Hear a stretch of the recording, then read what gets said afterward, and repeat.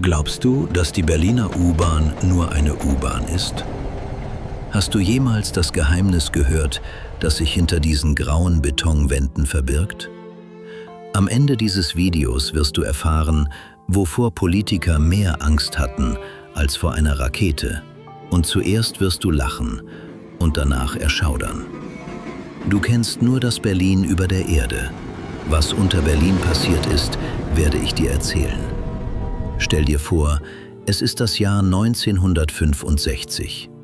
Du bist ein Westberliner und steigst in die U-Bahn, um zur Arbeit zu fahren. Die U-Bahn wird durch die Tunnel von Ostberlin fahren. Jeden Tag derselbe Rhythmus. Deine Station und deine Ankunftszeit sind klar. Plötzlich wird die U-Bahn langsamer. Deine Augen bleiben an dem Bahnsteig draußen vor dem Fenster hängen. Niemand ist da. Kein Licht und keine Bewegung. Genau in der Mitte des Bahnsteigs steht ein einziger Soldat und verharrt regungslos. Während der Zug weiterfährt, kommt von niemandem ein Geräusch. Worauf wartet dieser Soldat? Was bewacht er? Diese Stationen werden Geisterbahnhöfe genannt. 1961 teilte die Berliner Mauer die Stadt in zwei Hälften. Ein Teil der U-Bahn-Linie verlief durch Ostberlin. Damit die U-Bahn aus Westberlin nicht an den Stationen in Ostberlin hält, ließ die Regierung der DDR diese Stationen schließen und verwandelte sie in Geister. Diese Stationen wurden aus allen Karten gelöscht, als hätten sie nie existiert. Noch seltsamer war, dass Zeitungsseiten aus dem Jahr 1961 und Werbeplakate dort 28 Jahre lang hängen blieben. Doch das war nicht das Dunkelste, was sich unter Berlin verbarg. Stell dir jetzt vor, eine Atombombe ist explodiert. Du befindest dich unter Berlin, in einem Bunker, in dem tausende Menschen sind.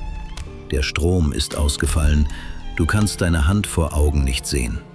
Alle sind in Panik. Menschen schreien vor Angst, stoßen sich gegenseitig und drängen durcheinander. In den Berliner Bunkern ist es sehr schwer, stehen zu bleiben und den Weg zu finden. Die Ingenieure, die daran dachten, fanden eine äußerst kreative Lösung: die Wände der Bunker mit phosphoreszierender Farbe zu streichen.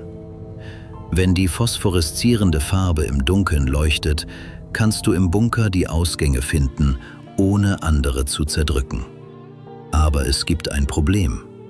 Auch wenn die Farbe in der ersten halben Stunde sehr stark leuchtet, hört sie nach 6 Stunden vollständig auf zu leuchten.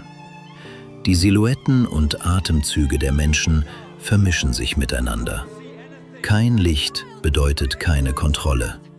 Die Angst kehrt zurück. Was passiert nach 6 Stunden? Das fragt sich jeder. Aber die Absurdität des Kalten Krieges endet hier nicht. Im Falle einer Atombombe ist das, was du am meisten willst, aber am schwersten zu erreichen ist, zu überleben. Eines der wichtigsten Dinge im Bunker ist die Belüftung. Jetzt werde ich dir die neueste Technologie erklären, die verwendet wurde, um die Menschen in den Stasi-Bunkern am Leben zu halten. Das ist nur ein Fahrrad. Ja, du hast richtig gehört. In den geheimen Bunkern der DDR war das Belüftungssystem direkt mit den Pedalen eines Fahrrads verbunden. Wenn der Strom ausfällt, kommt die Muskelkraft der Menschen ins Spiel. Solange das Pedal gedreht wird, kannst du atmen. Wenn du aufhörst, bleibt jeder ohne Luft. Wie lange und wer die Pedale tritt, wird durch ein militärisches Schichtsystem bestimmt. Stell dir vor, du bist an diesem Tag dort und du bist einer derjenigen, die treten müssen. Was würdest du fühlen? Du kannst in die Kommentare schreiben, was du fühlen würdest. Kommt dir das alles absurd vor? Wenn du hörst, was Politiker sich in diesen Bunkern für sich selbst bauen ließen, wirst du noch mehr überrascht sein. In der DDR gab es ein kleines, niedliches Feriendorf. An den Fenstern der Häuser hingen Vorhänge und auf den Fensterbänken standen Blumen. Am Eingang des Feriendorfs standen Autos und alles war ganz normal.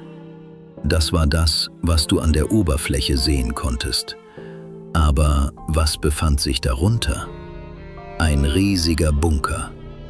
Die Stasi, die geheime Geheimdienstorganisation der DDR, hatte unter dieser Struktur, die wie ein Dorfleben wirkte, einen unterirdischen Operationsbunker von 4000 Quadratmetern gebaut.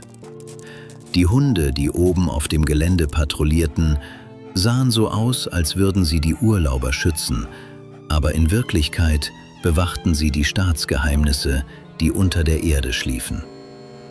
Vielleicht bist auch du einmal über einen solchen Ort gegangen, ohne zu wissen, was sich darunter befindet. Ein Ort, der oben viele Schönheiten zeigt, während er unten so viel Leid erlebt hat. Und jetzt sind wir bei dem interessantesten Ereignis angekommen, das sich in den Bunkern unter der Berliner U-Bahn abgespielt hat.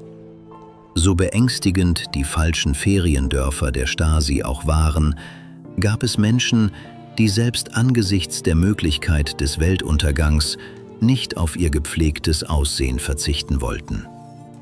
Westdeutschland baute gegen die Bedrohung durch eine Atombombe Bunker mit einer Länge von 17 Kilometern. Für diese Bunker wurden Milliarden von Dollar ausgegeben. Dank dieser unterirdischen Stadt konnten Politiker das Land weiterhin regieren. Weißt du, was die damaligen Entscheidungsträger neben dringenden Bedürfnissen und Lebensmittellagern noch bauen ließen? Einen Friseursalon. Während draußen vielleicht das Ende von allem stattfand, gab es Menschen, die an ihre Haare dachten. Diese Bunker, die Teil der Geschichte Berlins sind, wurden nie benutzt. Nach der Wiedervereinigung von Ost- und Westdeutschland im Jahr 1990 wurden einige der Bunker in Museen umgewandelt, während andere verlassen wurden. Wenn du das nächste Mal mit der Berliner U-Bahn fährst und an diesen Wänden vorbeigehst, wirst du dich an das erinnern, was ich erzählt habe, und dich fragen, ob du darüber lachen oder weinen sollst. Schreib in die Kommentare, welches Ereignis dich am meisten überrascht hat. Und sag mir, könntest du in einem solchen Bunker überleben?